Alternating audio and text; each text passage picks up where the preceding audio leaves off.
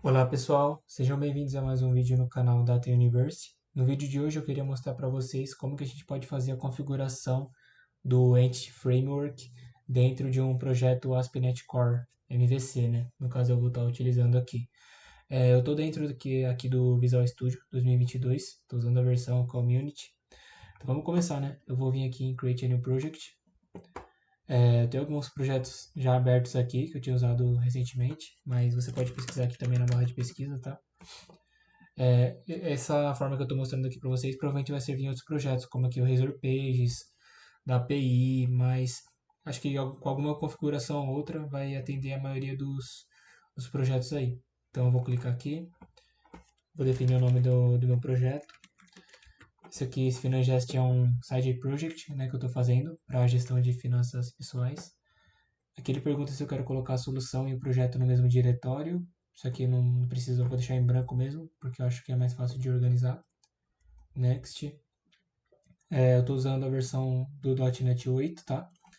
Eu vou tirar esse configure for HTTPS, porque não tem no meu contexto por enquanto.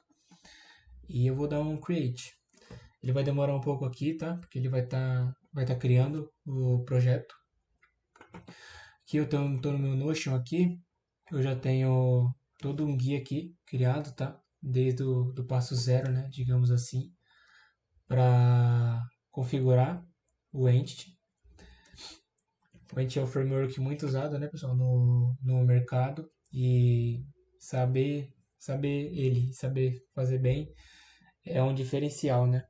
Eu estava configurando aqui, eu acabei não achando muitos tutoriais, tive que recorrer para Stack Overflow. O GPT também me auxiliou um pouco, tentei usar a documentação também. Eu consegui criar, eu estou trazendo aqui para vocês. Mas qualquer dúvida pode deixar aí nos comentários que a gente vai se ajudando.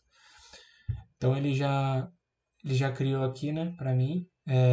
Por padrão aqui no Visual Studio, ele traz essa janela, né, do ASP.NET aqui. ASP.NET Core, né? Sempre que você cria um projeto ASP.NET Core.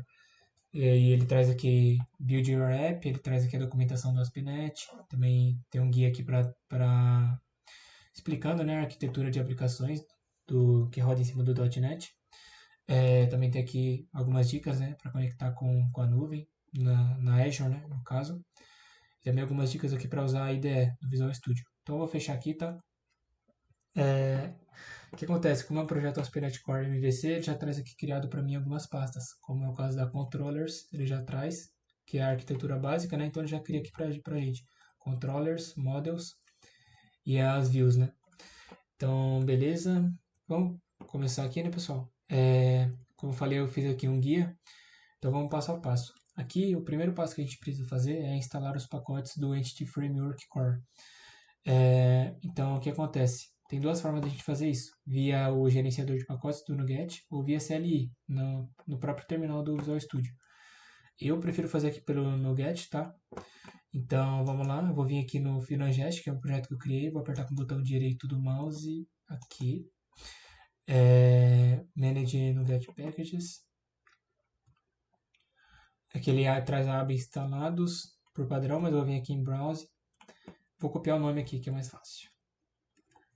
Beleza? Só colar aqui que ele já vai trazer aqui pra gente. Que ele já trouxe, ó. Vou instalar. Vamos guardar um pouquinho que ele vai fazer a instalação. Também vai pedir aqui um aceite. Beleza. Deixa eu fechar isso aqui. Beleza, tá instalando. Beleza, já instalou. Tá aqui mostrando para o install, né? Então já instalou. Vamos lá, agora a gente precisa instalar esse outro aqui, que é o Entity Framework Core, porém é o design, né?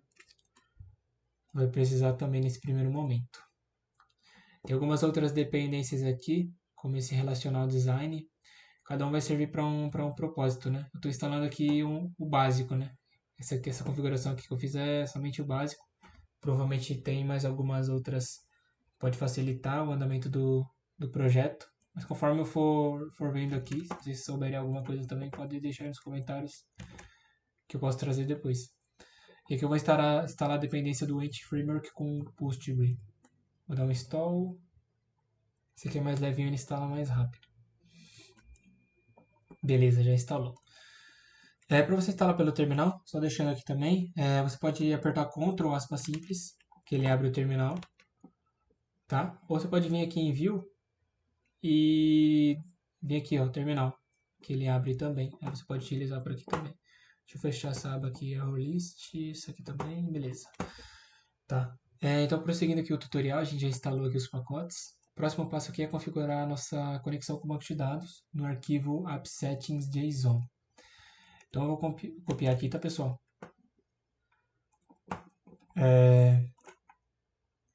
Appsettings.json tem aqui criado, né? Por padrão, ele já traz criado aqui, quando a gente cria o projeto.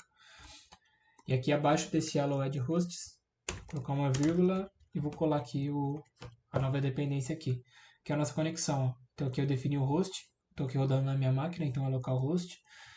O database, qual que vai ser o nome do database. Você não precisa estar com ele criado, tá? No Postgres. Depois eu vou mostrar para vocês, mas não precisa estar criado, ele vai criar por padrão, se não tiver, né? Aqui você pode definir também qual que é o nome do seu usuário. Na verdade, você tem que definir. No meu caso aqui eu estou usando o padrão do Postgres quando você instala na sua máquina. O Postgres mesmo e a sua senha. Beleza. Aí você coloca aí conforme for de vocês aí. Certo. Então já foi definido aqui. E aqui tem uma parte importante que é a gente criar as nossas classes no diretório models. O que acontece? Como que a gente está criando do zero, a gente não tem nenhuma... Tem a pasta models aqui, né? Mas não tem as classes específicas. Eu estou supondo também, né, pessoal, que você já tem um modelo criado, né? Um modelo relacional. No meu caso aqui eu estou usando um modelo relacional. Vou mostrar para vocês aí com mais calma. Mas tendo toda a modelagem já criada, você vai criar com base nisso as suas classes, que consequentemente suas classes vai replicar para uma tabela. Esse projeto aqui eu criei do zero, mas eu já tinha criado aqui com todas essas dependências, né? Então eu vou abrir aqui um projeto que eu já tinha criado, né? Já está com todas as configurações. Fica mais fácil de mostrar para vocês. Vocês fiquem aí no projeto que foi criado, ou se você já tinha um projeto, só para pegar de base, porque aqui eu já configurei, fica mais fácil de explicar, em vez de ter que criar do zero ou copiar. Então, beleza. Estou preparando aqui. Carregando.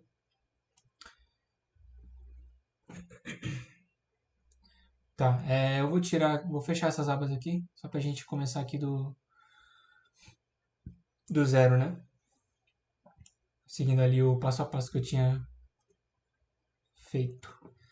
Beleza. Então agora, como comentei, né? Agora a gente precisa criar as classes que vai representar as tabelas do banco, né? Do banco de dados. Então o que acontece? É, quando você criou, né? No caso eu criei aqui um ASP.NET Core MVC, então ele já traz criado aqui essa pasta modules. E aqui eu só criei umas novas dependências, né? Que é justamente do meu projeto.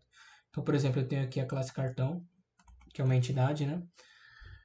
Então eu tenho aqui a classe cartão, eu tenho um int ID cartão, que é para ser o identity, né? Para ser a chave primária. Tenho aqui uma string nome cartão, tenho um float limite do cartão. E aqui eu tenho um relacionamento já, né? Porque o que acontece?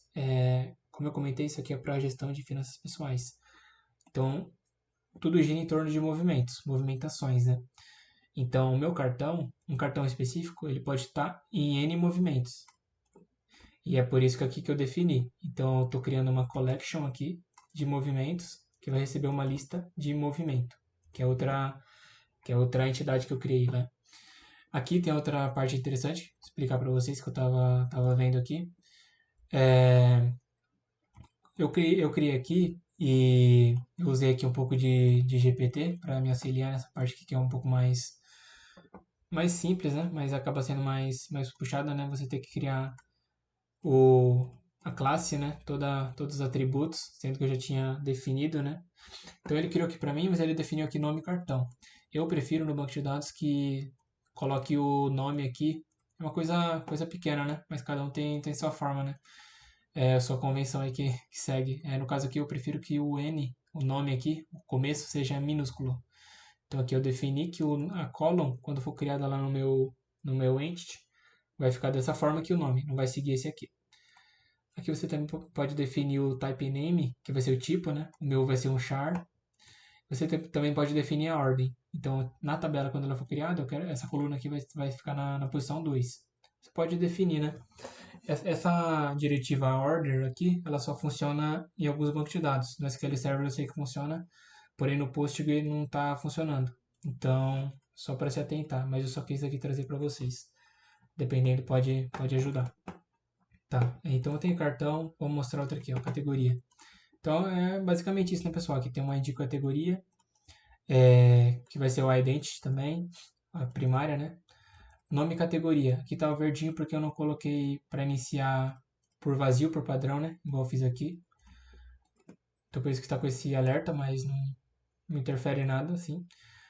E aqui a categoria segue basicamente aquela regra do cartão, né? Uma categoria pode estar em movimentos, vários movimentos específicos. Então é um para N, aqui eu defino a collection também. Vou mostrar aqui o movimento também, que é importante. Então o movimento vai ter um ID do movimento, que é a chave primária. Vai ter o nome do movimento, que é a string. ID categoria, eu também vou ter um objeto categoria. Vou ter um valor do movimento, um date time, data do movimento, um int ID tipo e um tipo transação, e assim por diante. Aqui eu vou receber um eCollection de movimento tags, né? Que cada movimento também pode ter tags associadas. Mas tudo bem, isso aqui é só para definir. Então você está vendo aqui, né, pessoal, como que faz a configuração. Por exemplo, a minha tabela de movimento, ela vai receber uma categoria.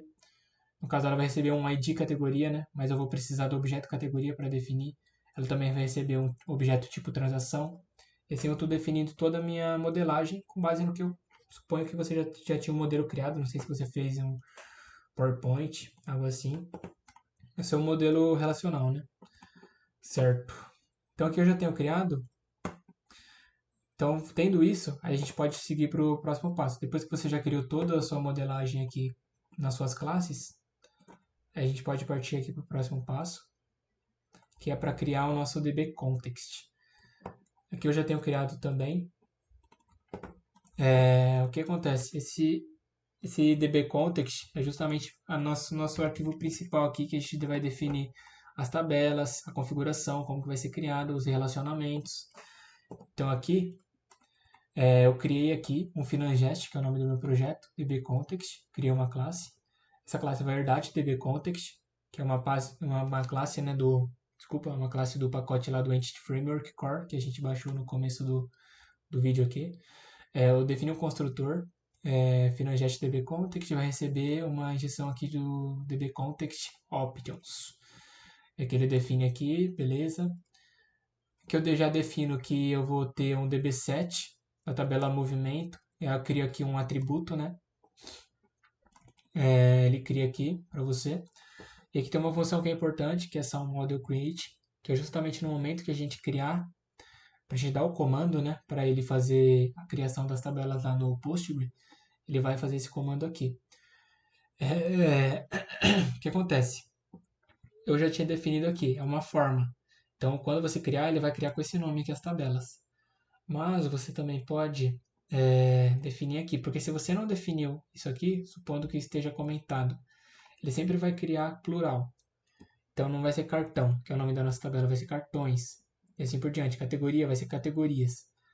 Então você pode remover isso, você pode definir, ó, model builder, a entity cartão, to table. Quando ela for para virar uma tabela, ela vai ter o nome de cartão.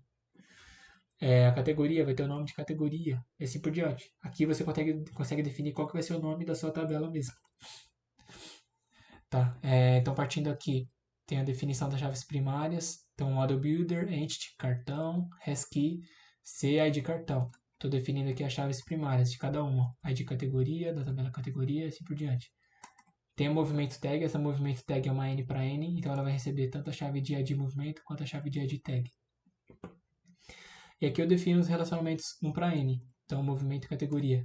O movimento, ele vai ter uma categoria, vai ter muitos movimentos, assim por diante. Ele vai ter uma chave estrangeira, que é o ID da categoria. Basicamente como a gente definiu lá na classe, né, pessoal? E aqui eu estou falando que quando for deletado, eu não posso deletar uma categoria que está associada ao movimento. Então tem que manter essa integridade, que é um conceito importante também para você se atentar. E assim por diante, para cada um dos relacionamentos que eu criei, eu fiz aqui, né? Beleza. Então já tendo criado aqui, você tem que ir lá no seu Program CS, que é basicamente o que vai chamar, né, para executar seu programa. Vou abrir ele aqui também. Tem aqui o var builder, que é criado por padrão. Tem o web application create builder. E aqui eu adicionei, ó, builder services, vai adicionar um contexto do banco de dados em cima daquela classe que a gente criou. Eu vou pegar aqui o default connection, aqui no get connection string. Esse default connection é o que a gente criou aqui no app settings, né? Então, default connection é que eu tenho as dependências, ó, o meu nome lá do acesso, senha e o nome do banco de dados. Beleza. Então, tendo configurado aqui esse builder aqui para a gente fazer a conexão, aí a gente pode dar os comandos. Então, primeiro a gente vai dar esse comando fmigrations para criar um inicial create, que é basicamente ele vai pegar tudo que a gente criou e fazer um SQL, tá? Ele vai ler e fazer um SQL. Então a gente pode vir aqui no terminal do Visual Studio. Eu vou entrar aqui na pasta específica do meu projeto. E eu vou apertar com o botão direito do mouse. Ele já traz aqui pra gente. Agora ele vai criar. Vamos aguardar um pouquinho. Carregando, build started.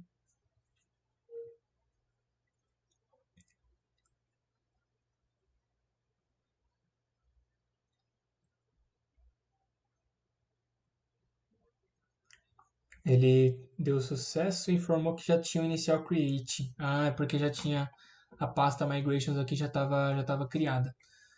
Então vamos voltar aqui do... Como eu já tinha feito uma migração, então ele deu conflito, né? Esse foi o problema. Então é bom, eu até aproveito aqui para mostrar para vocês. Utilizando esse comando aqui, tá pessoal? A gente consegue dropar o database. Então você pode iniciar basicamente do zero mesmo. Então eu vou dropar o database lá que eu tenho criado no Postgre. Deixa ele executar o comando aqui, né? Build started. Deixa ele executar. Build succeeded. Dropou. Informou aqui que com sucesso, né? Conseguiu dropar. Então agora eu vou remover as migrações que eu já tinha feito. Você pode ver que aqui no Solution Explorer eu tenho uma pasta Migrations, que é justamente do que eu já tinha feito antes aqui. Removi. Já sumiu aqui, né? Do nosso Solution Explorer. E aqui agora eu posso sim executar os comandos. Então vamos iniciar do inicial create.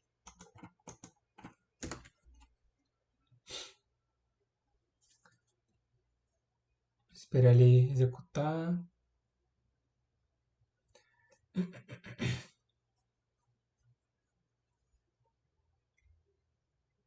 Build started.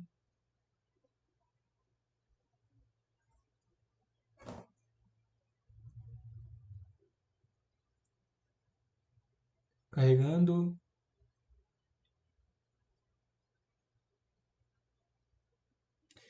Build succeeded.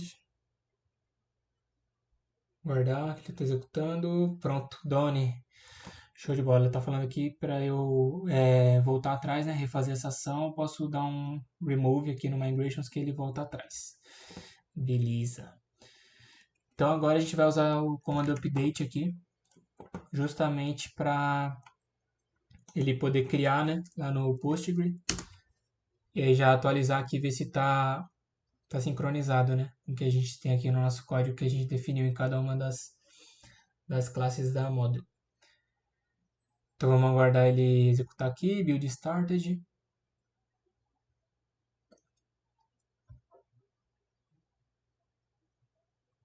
Build succeeded, beleza, tá andando. Ele avisou um erro aqui.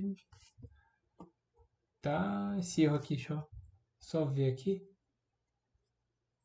Tá, mas ele aparentemente criou, né? Deu esse erro aqui, provavelmente foi alguma instabilidade de conexão, algo assim. Mas ele criou o database, ó. Criou o database, criou a tabela de migrations, né? Que ele guarda um histórico das suas migrações e criou as tabelas que a gente informou, né? Create table cartão, create table categoria. e assim por diante. Tanto que agora, se a gente vir aqui no Postgre, vou voltar aqui, vou atualizar o meu database, todos os databases. Eu tenho aqui um database Finangest, né, que é o que a gente definiu lá. Se eu vir aqui em esquemas, tá no public aqui, vim em tables, ele criou aqui pra gente, ó. Tem até um migration history, que é justamente dessa migração que a gente criou, ele traz aqui o histórico. Vamos lá naquela tabela cartão, vim aqui em properties. Então tá aqui o nome que a gente definiu, tá aqui o nome que a gente alterou, justamente lá no código, né, que a gente alterou o nome. Colocou o tipo também char. Aqui, como eu comentei aqui no Postgre, ele não pega aquela questão da ordem, né? Por isso que ficou aqui, ele trouxe aqui para primeiro. Então, se você estiver usando o Postgre, talvez seja melhor remover aquela diretiva lá. Beleza, então, com base no que a gente tinha lá na Models, ele criou todas as tabelas. Então, isso é incrível, né, pessoal? Remove muito retrabalho. Muitas vezes, se você não está usando um entity, pode ser adicionada uma coluna no banco de dados e já se perde do que tem no banco, no código, né? Ou você cria algum novo atributo lá na sua classe no código, no seu projeto e não está mais sincronizado com o banco de dados. Então, uma das principais vantagens dele é manter essa sincronização. Justamente evitar retrabalho, evitar manter uma manutenção mais congruente, né? Beleza. Então, aqui já foi atualizado. Aqui no nosso código já está tudo configurado. E você pode ir alterando e dando esse mesmo comando que a gente executou aqui. Você altera alguma coisa, ele já vai atualizar lá no banco de dados. Então, basicamente, essa é a forma de gerenciar. Então, como comentei, né, pessoal? Estou até com o GPT aqui aberto. A gente pode até perguntar aqui, né? Quais são só para encerrar o vídeo aqui, principais vantagens de usar o Entity Framework em projetos ASP.NET. Só para a gente encerrar o vídeo aqui, ele vai trazer um resuminho aqui. Ó, abstração da camada de banco de dados. Ó, reduz a necessidade de escrever SQL manualmente, né? Então, principalmente os CRUDs, né, que a gente vai ter que fazer insert, delete, update. A ideia do Entity é justamente evitar esse trabalho de criar todo o CRUD para cada objeto. Você já vai ter meio que um padrão e você pode utilizar. Produtividade, com Migrate é possível evoluir o esquema do banco de dados sem precisar criar scripts SQL manualmente.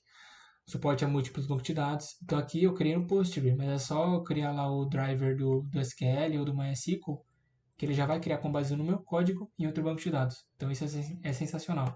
Tá falando aqui do link também e etc. Então é isso, pessoal. Eu só queria mostrar aqui para vocês. Eu só queria também trazer nesse vídeo aqui uma configuração básica, né? Eu não achei muitos tutoriais, sinceramente, para instalar, então eu apanhei um pouco. Então eu tive que recorrer a Stack Overflow, Google, tentei achar alguns vídeos, mas o GPT me ajudou aqui bastante. Também li um pouco da documentação e eu consegui aqui criar o Entity aqui dentro de um projeto aqui no ASP.NET. Então, se vocês gostaram desse vídeo, tá, pessoal? Deixem um joinha aí. Eu vou trazer, tá, mais conteúdos relacionados ao Entity. Se vocês tiverem alguma dúvida, também deixem aí nos comentários sobre isso ou alguma outra sugestão. E é isso. Aguardo vocês nos próximos vídeos, tá, pessoal? Apoiem o projeto, deixem um like, inscreva-se no canal. Agradeço e fui!